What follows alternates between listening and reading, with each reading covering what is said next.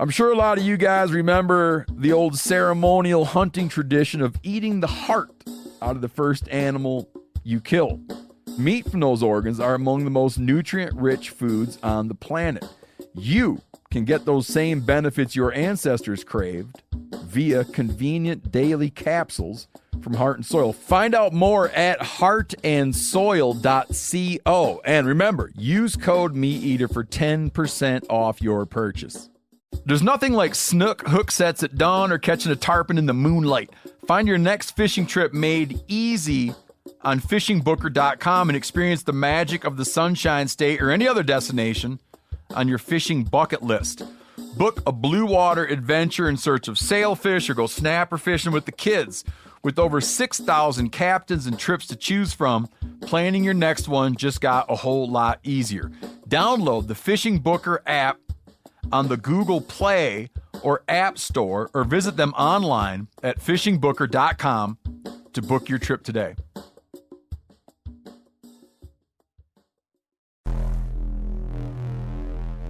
Welcome to the Wired to Hunt podcast, your home for deer hunting news, stories, and strategies. And now, your host, Mark Kenyon. Welcome to the Wired to Hunt podcast. I'm your host, Mark Kenyon, and this is episode number 30. Today in the podcast, we're hearing from 6 whitetail experts on their ideal rut hunting setup. Enjoy.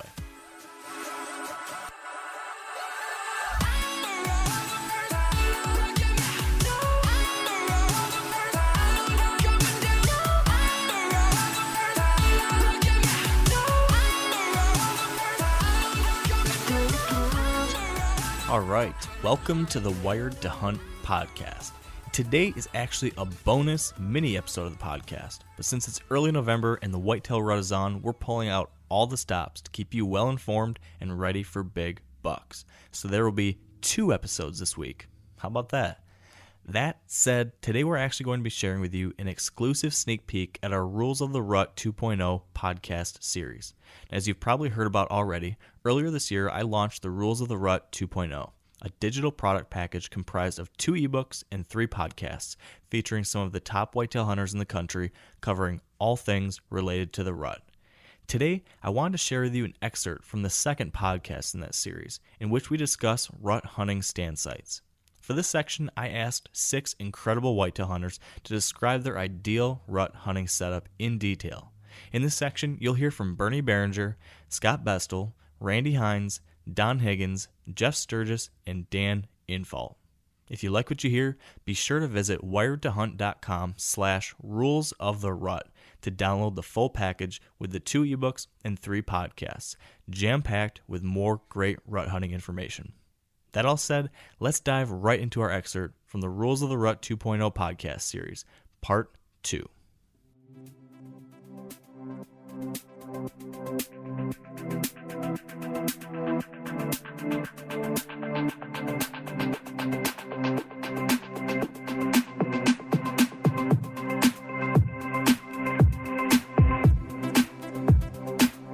Welcome back to the Rules of the Rut podcast series.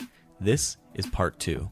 To this point, we've talked about the timing of the rut, characteristics of the various phases of the rut, and deer behavior at this time of year. Now, many have said that hunting during the rut is as simple as hunting long hours and hoping for a big buck to eventually waltz by. And while of course long hours in the stand are important, that's not everything. As they say, it's about being in the right place at the right time. With that said, in this podcast episode, we're going to be focused on tree stand placement and setup philosophies for the rut. In short, everything you need to know to make sure you are in the right place when that buck of your dreams comes moving through.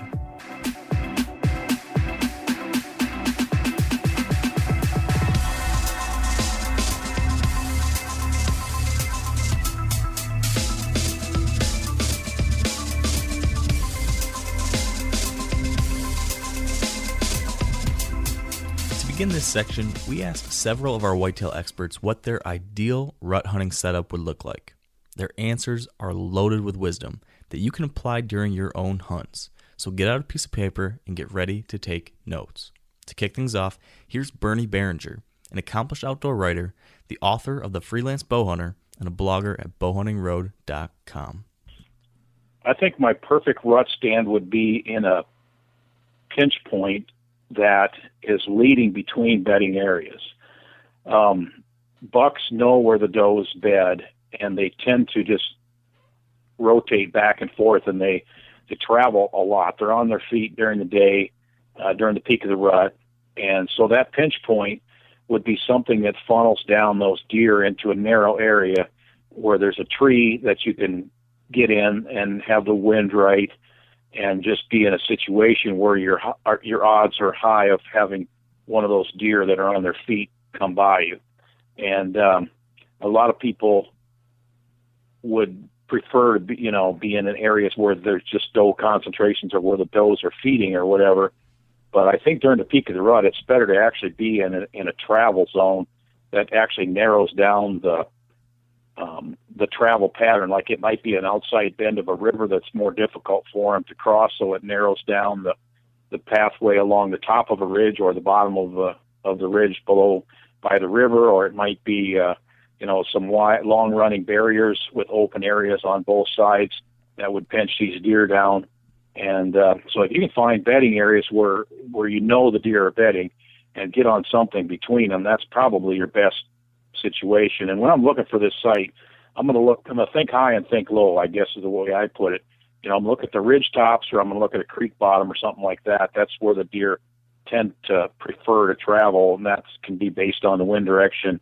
And if you're on a ridge top, it's especially good because you have wind that's coming up the ridge and carrying your scent up and away from the ground. So you can hunt 360 a little bit better than you can down in a bottom. Next, we've got Randy Hines, outdoor writer and blogger at 365whitetail.com.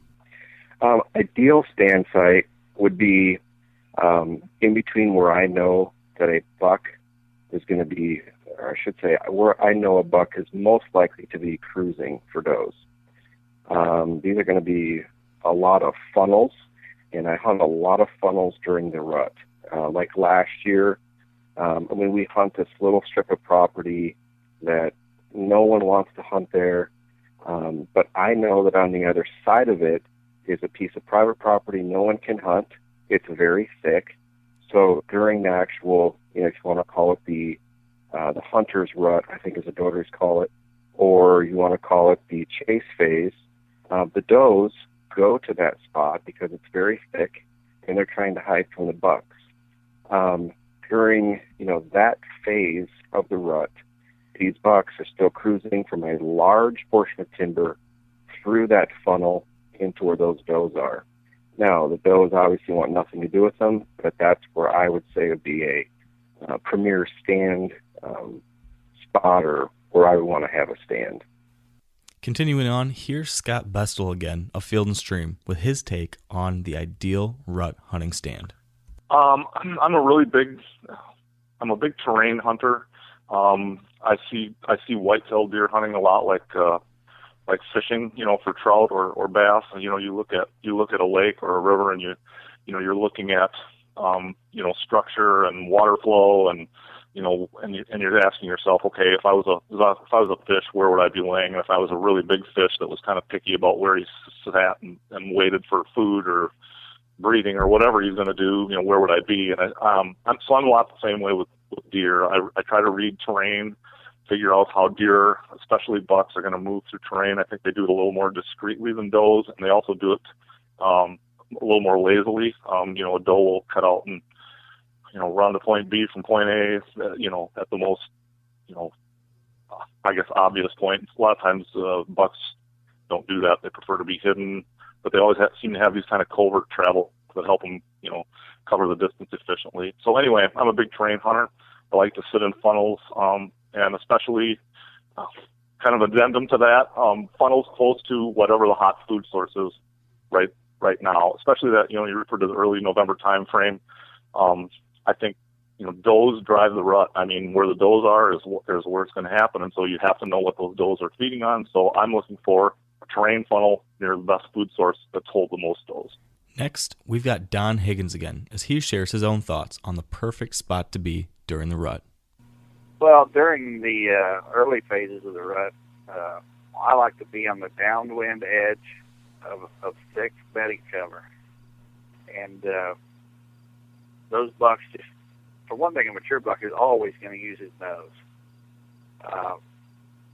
And if you're on the downwind edge of that bedding cover, that is the perfect place for a buck to cruise through. He can smell that cover for a hot doe, but he can also detect any danger, any hunters that might be in that cover. So if you're right on the edge, you can position yourself where he cannot smell you, but yet he can still do what he wants to do by smelling that cover. And actually, when I do seminars, I've got a video clip that I show of how bucks use the wind. And there's one part of that clip where I'm sitting the edge of a thicket in the early rut, and in one morning, I think I had 8 or 10 bucks cruise that edge of the thicket, and every one of them was doing the same thing, using the wind to check that cover. And that's something that my ideal stand site's right on the downwind edge of that good bedding cover. Jeff Sturgis also chimed in on this topic, and he had a very specific situation in mind. Yes, I can. I love to hunt early season near food sources, water holes. I love to hunt the late season food source, muzzleloader and bow.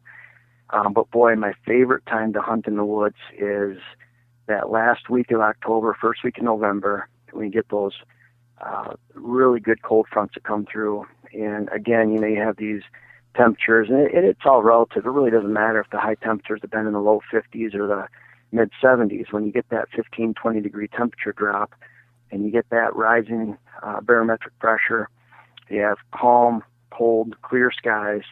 I love to go in the morning, and I love to sit between remote bedding areas. A lot of these stands that I will go into, I haven't sat in since the previous year. Might take a look at them in May, June, clean out a couple sticks here and there. But other than that, really waiting for those calm, cold front conditions. I'm going in. Those are the toe-numbing mornings. And if your toes are numb in the morning like that, and you're wearing some knee boots, and you know it's the right conditions. But those morning cold fronts, whether they're between bedding areas or close to bedding areas, in a long line of deer coming from food, great morning condition. And then on the flip side of that, those are the exact areas you don't want to be in the evening, because all those deer are heading back to the food source. And so again, I rarely sit in a stand all day. I'll take my prime, highly preferred morning stand, and I'll flip back to an evening food stand for the evening, so I can sit in a high value stand the entire day. But those mornings, I think over 80% of my mature bucks have been shot in the morning, and over 80% using the stand for the first time for the year. Finally, here's Dan Infall, founder of thehuntingbeast.com and a notorious big buck hunter that has been featured several times in Field & Stream magazine. In this segment, Dan shares his thought process on how to choose a stand setup based on situation. I mean, it really depends on the terrain I'm in, and if I'm hunting a specific buck. Like if I'm going on a travel trip, like a road trip, let's say hilly country, I'm going to have, in advance before I even go there, I'm going to look at a topo map and pick out the funnels that connect large areas of hills. That would be like a leeward side hillside is where I'm going to expect them to run back and forth to these different areas. But that's totally different than if I'm hunting, say, around home where I know where there's a buck and I'm targeting that animal. I'm going to be targeting him where I think he's going to move. So it's terrain specific and where I'm hunting. So let's dive in deeper to the first thing you just mentioned there, being terrain. I know that you as you mentioned, you use that a lot in your hunting strategy. Can you give us a little more detail specifically about what terrain features you're looking for during the rut and how you would specifically set up on those? Okay, hilly country is the easiest in rut for me, because bucks travel the top third of ridges, the top third height. Where they like to walk is where the wind comes over the tops and the thermals come up from the bottom where they meet. There's what I call a wind tunnel, and they can actually smell above and below them by following that ridge line on that side. So that's where they like to cruise. So once you realize that, you can take a topo map and you could just look at the top thirds and mark it up. That's where most of your daylight action is going to be. So now if you take the wind direction and you just look at the leeward side, you can erase 2/3 of that, and really you got very little left. And it's really easy to narrow down to the exact spots you should be in. Are you using any type of funnels like saddles or anything to set up on, or is it purely those ridge lines? I'm usually looking for narrow spots on those ridge lines. What I really like the most is to hunt at the head of a draw. And the reason being is that that cruise line will fluctuate up and down that hill a little bit, and sometimes you're a little off, the buck's below you or it's above you, but you get to the top of one of those draws, and all those trails will come together in a narrow spot. Okay. Now, how about when it comes to bedding areas? I know you put a premium on hunting bedding areas specifically for bucks, but during the rut, are you still paying as much attention to buck bedding areas, or are you shifting your attention to those doe bedding areas? Both. Doe bedding areas are very important for cruising bucks, and that's basically what you're taking into consideration when you're sitting up on those funnels. Is those bucks are cruising from doe bedding area to doe bedding area, and trying to get scent of any does in between, and then they go to doe feeding areas, and they'll skirt the sides of fields or wherever, searching for does. So you're trying to hit them in the funnels. However, and there'd probably be some people that would argue with me on this, but I don't think the biggest bucks, the oldest ones, the more mature ones, cruise as much as those young ones. They might make a mistake or two, but it's usually the 2- and 3-year-olds that do all that cruising. But a 3-year-old can be a really big buck. In Wisconsin, that can be a Boone and Crockett easy. But, we're all dreaming of those mature bucks. The biggest bucks I've killed in rut have been in their bedding areas, in the bucks' bedding areas. When are you getting those bucks when they come back to bed in the morning, or are you getting them just before they take off again in the evening or even midday when they're out cruising for does again? Well, during the rut, it's a little different than outside of the season. They have rut bedding areas, and if you can figure out where those are, they're usually adjacent to a doe bedding area. Those can be really hot during that time frame, and those bucks tend to get back to the bedding areas even during the rut right at gray light. But they get up in the evening real early, so it's easiest to hit them at the bedding areas in the afternoon.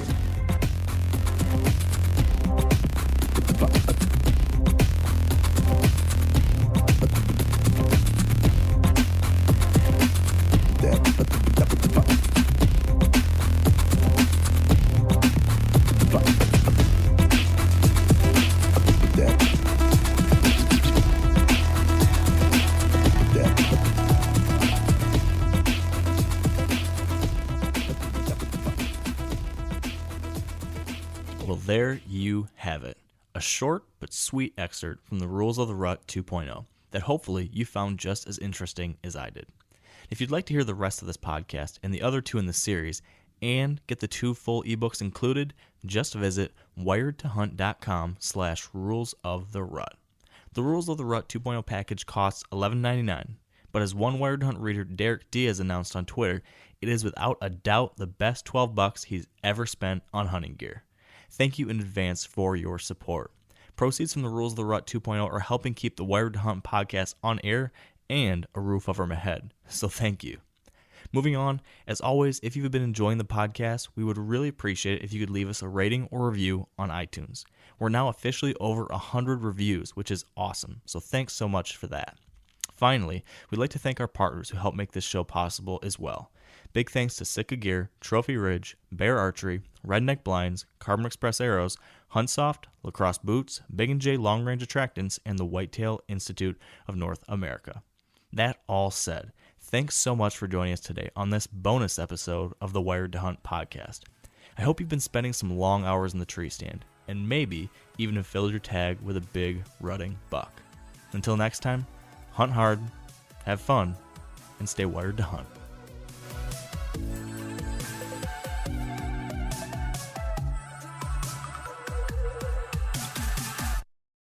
I'm sure a lot of you guys remember the old ceremonial hunting tradition of eating the heart out of the first animal you kill. Meat from those organs are among the most nutrient-rich foods on the planet.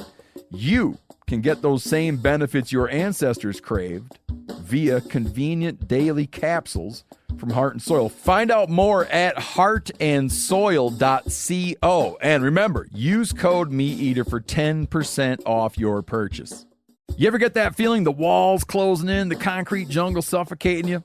You crave some wide open spaces, the chance to connect with nature, maybe in a spot all your own. Well, head over to land.com. They've got ranches, forests, mountains, streams, you name it. Search by acreage. You can search by location. You can search by the kind of hunting and fishing you're dreaming of. Land.com. It is where the adventure begins.